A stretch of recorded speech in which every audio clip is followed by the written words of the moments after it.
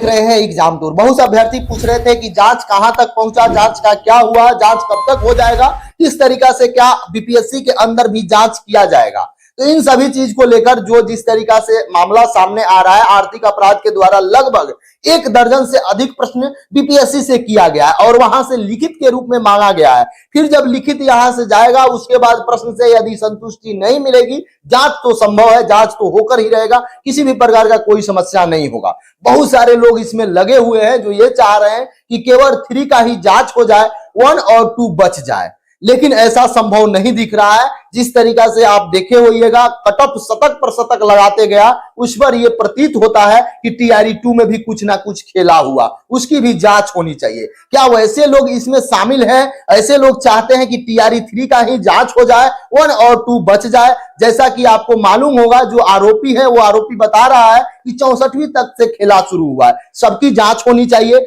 10 साल तक का जांच हो जाए। बीपीएससी में कि क्या जितनी भी भर्ती की गई उसमें इसी तरीका से कुछ ना कुछ समस्या हुआ।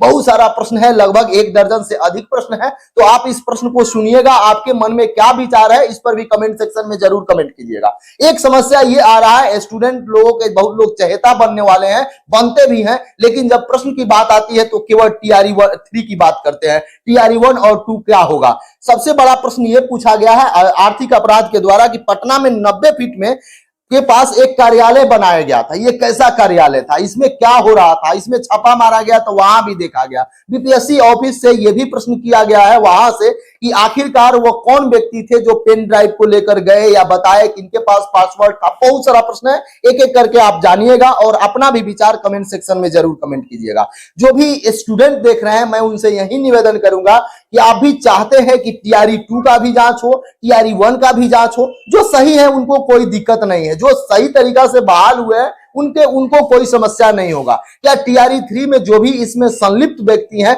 उनको सजा मिलना चाहिए या नहीं मिलना चाहिए, इस पर भी आप विचार अपना कमेंट सेक्शन में जरूर कीजिएगा। सबसे बड़ा समस्या क्या है, यहां देखिएगा, बहुत लोग ऐसे सोच रहे हैं कि बीपीएससी में जांच होगी तो बहुत लोग पकड़े जाएंगे, जो बाहर से भी दलाल लगे हुए हैं, बहुत सारे लोग का नाम वो लोग लिए हैं। जिस तरीका से उनसे पूछताछ चल रही है और जब तक फाइनल पूछताछ हो रही है, जैसे वो लोग बता रहे हैं उस तरीका से आर्थिक अपराध के द्वारा काम किया जा रहा है। तो थोड़ा सा ध्यान देंगे, बीपीएससी से क्या क्या प्रश्न किया गया है। ईओयू ने बीपीएससी से जानना चाहता है कि प्रश्न पत्र किस स्तर पर छपवाया गया था और प्रिंटिंग प्रेस में कौन साथ भेजा गया था, कौन लेकर गया था, कौन क्या किया था, यहां तक प्रश्न कैसे पहुंचाया गया, यानी पहुंचाने का माध्यम क्या है। मान लीजिए वह जो सोर्स है उसमें कौन कौन व्यक्ति संलिप्त है, किस तरीका से गया, क्या ऑनलाइन से भेजा गया या कोई लेकर गए या उनका कोई प्रतिनिधि आया था वो लेकर गया। इन सभी चीज को जानना चाहती है और बीपीएससी को 12 से 13 प्रश्न, लगभग 1 दर्जन से अधिक प्रश्न दिया गया है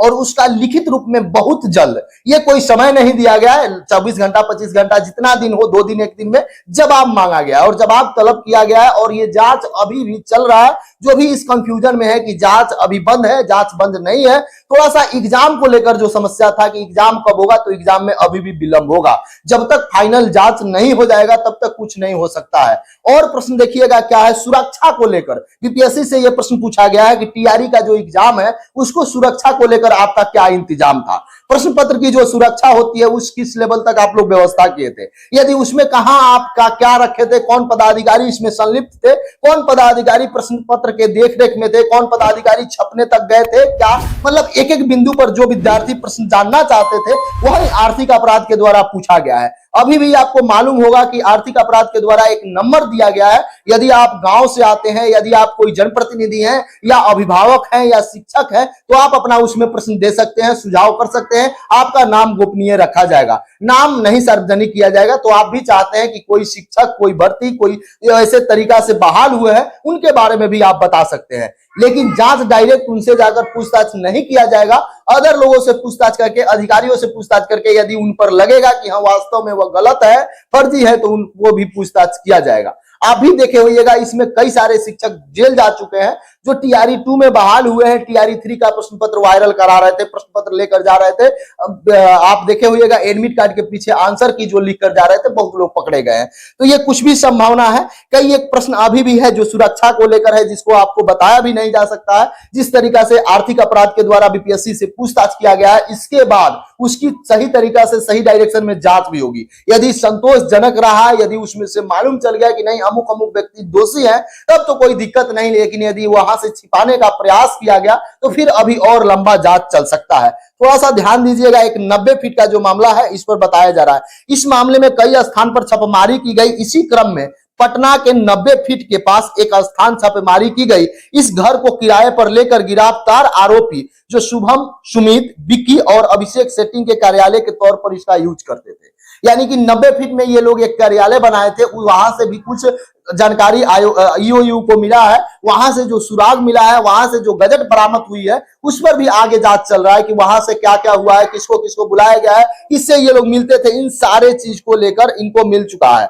इसके बाद आपसे बता दें, बहुत सारा अभी भी इसमें बहुत लोग ऐसे हैं जो नहीं पकड़े गए हैं, जिसकी जांच चल रही है। बहुत लोग आरोप लगा रहे हैं कि कोई भी व्यक्ति छूटना नहीं चाहिए। तो जिस तरीका से आप देखे होइएगा, बिहार पुलिस का प्रश्न पत्र वायरल हुआ था, अभी तक जांच उसमें चल रहा है, क्योंकि बड़े लोग नहीं पकड़े गए। बड़े कहने का अर्थ हुआ कि जो मेन सरंगना है उनको नहीं पकड़ा गया है। उनको जब तक नहीं पकड़ा जाएगा तब तक किसी भी प्रकार का कोई ठोस आप पर कार्रवाई नहीं होगी।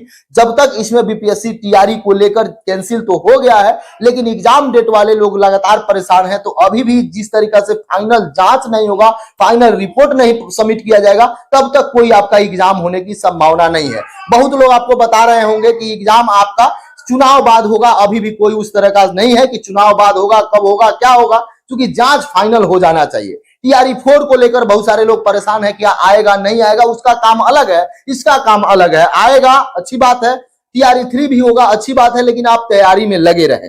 2-4 प्रश्न और है आयोग का। ईओयू ने पेपर लीक को लेकर बीपीएससी से कई सारे सवाल अलग से पूछे। सवाल में देखिएगा, परीक्षा के संचालन से जुड़े कौन पदाधिकारी थे, इनकी भूमिका क्या था, वह कितना आदि का सबसे बड़ा प्रश्न ये है। परीक्षा संचालन से जुड़े पदाधिकारियों की भूमिका से लेकर प्रश्न पत्र की छपाई तक का प्रश्न पूछा गया कि कौन इसमें इन्वॉल्व थे, किनको जिम्मेवारी दिया गया था, किनको किस लेवल तक सुरक्षा के लिए बताया गया था। इन सारे चीज को लेकर ईओयू जानना चाहती है कि बीपीएससी के कौन पदाधिकारी इससे जुड़े हुए थे, उनका क्या कर्तव्य था, कहां से चूक हुई, किन पर ज्यादा एक्शन होना चाहिए, इनसे ज्यादा पूछताछ होना चाहिए, ताकि सब कुछ मालूम चल जाए। यानी आप भी जानते होइएगा, सूत्रों के अनुसार ईओयू ने पूछा कि परीक्षा के संचालन में कौन कौन अधिकारी लगे हुए हैं और बाहरी एजेंसी शामिल है।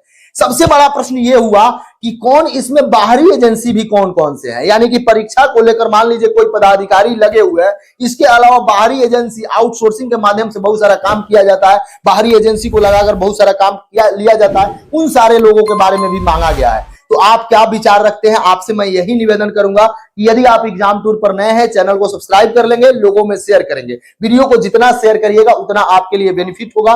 जो भी आपके मन में कोई क्वायरीज होगा तो भी आप कमेंट सेक्शन में जरूर कमेंट कीजिएगा। शाम में इस पर किस तरीका से न्यूज आ रहा है, इसको लेकर एक अलग से वीडियो बनाया जाएगा, क्योंकि अब जांच फिर लगातार रफ्तार पकड़ चुकी